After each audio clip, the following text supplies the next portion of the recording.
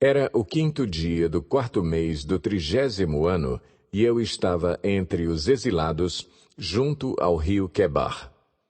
Abriram-se os céus, e eu tive visões de Deus. Foi no 5º ano do exílio do rei Joaquim, no 5º dia do 4º mês. A palavra do Senhor veio ao sacerdote Ezequiel, filho de Buzi, junto ao rio Quebar, na terra dos caldeus. Ali, a mão do Senhor esteve sobre ele. Olhei e vi uma tempestade que vinha do norte, uma nuvem imensa, com relâmpagos e faíscas, e cercada por uma luz brilhante. O centro do fogo parecia metal reluzente, e no meio do fogo havia 4 vultos que pareciam seres viventes. Na aparência tinham forma de homem, mas cada um deles tinha 4 rostos e 4 asas.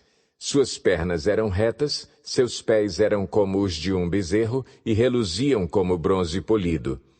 Debaixo de suas asas, nos 4 lados, eles tinham mãos humanas. Os 4 tinham rostos e asas, e as suas asas encostavam umas nas outras.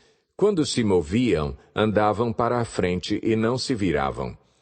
Quanto à aparência dos seus rostos, os 4 tinham rosto de homem, rosto de leão no lado direito, rosto de boi no lado esquerdo e rosto de águia. Assim eram os seus rostos. Suas asas estavam estendidas para cima. Cada um deles tinha 2 asas que se encostavam na de outro ser vivente, de um lado e do outro, e 2 asas que cobriam os seus corpos.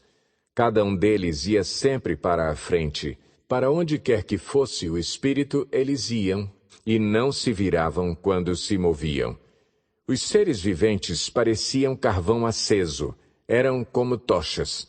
O fogo ia de um lado a outro entre os seres viventes, e do fogo saíam relâmpagos e faíscas. Os seres viventes iam e vinham como relâmpagos. Enquanto eu olhava para eles, vi uma roda ao lado de cada um deles, diante dos seus 4 rostos. Esta era a aparência das rodas e a sua estrutura. Reluziam como o berilo. As 4 tinham aparência semelhante. Cada roda parecia estar entrosada na outra. Quando se moviam, seguiam nas 4 direções dos 4 rostos e não se viravam enquanto iam. Seus aros eram altos e impressionantes e estavam cheios de olhos ao redor. Quando os seres viventes se moviam, as rodas ao seu lado se moviam. Quando se elevavam do chão, as rodas também se elevavam. Para onde quer que o espírito fosse, os seres viventes iam e as rodas os seguiam, porque o mesmo espírito estava nelas. Quando os seres viventes se moviam, elas também se moviam. Quando eles ficavam imóveis, elas também ficavam. E quando os seres viventes se elevavam do chão, as rodas também se elevavam com eles, porque o mesmo espírito deles estava nelas. Acima das cabeças dos seres viventes estava o que parecia uma abóbada, reluzente como gelo e impressionante. Debaixo dela, cada ser vivente estendia 2 asas ao que lhe estava mais próximo e, com as outras 2 asas, cobria o corpo. Ouvi o ruído de suas asas quando voavam. Parecia o ruído de muitas águas, parecia a voz do Todo-Poderoso. Era um ruído estrondoso como o de um exército. Quando paravam, fechavam as asas. Então veio uma voz de cima da abóbada sobre as suas cabeças, enquanto eles ficavam de asas fechadas. Acima da abóbada, sobre as suas cabeças, havia o que parecia um trono de safira, e, bem no alto, sobre o trono, havia uma figura que parecia um homem.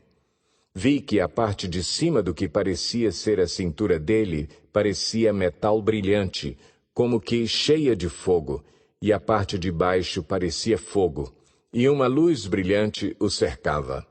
Tal como a aparência do arco-íris nas nuvens de um dia chuvoso, assim era o resplendor ao seu redor.